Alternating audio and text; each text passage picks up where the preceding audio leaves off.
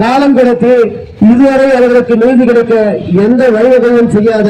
இந்த மனவாளர்கள் காவல்துறை ஆய்வாளர் மற்றும் அதிகாரிகளை நாங்கள் கிராம மக்களின் சார்பாகவும் இங்கே பங்கேற்றிருக்கிற நாம் தமிழர் கட்சியின் சார்பாகவும் வன்மையாக கண்டிக்கிறோம். ஒரு குற்றம் நடக்கிறது, அதன் மீது எந்த நடவடிக்கையும் எடுக்காமல் வேண்டுமென்றே காலம் கொடுத்துகிற இந்த சூழல், இதற்காகத்தான் காவல்துறை இருக்கிறதா, சட்டம் இருக்கிறதா? சில மாதங்களுக்கு முன்பாக அஜித் குமார் என்கிற ஒரு நபர் பொய்யான வழக்கு 10 சவரன் நகையை எடுத்துக்கொண்டு சென்றுவிட்டார் என்று ஒரு அமைச்சர் சொன்ன வாக்குமூலத்தை நம்பி கைது செய்து அடுத்த கொண்ட இந்த காவல்துறை, குற்றமே செய்யாத அஜித் குமாரை கொண்ட காவல்துறை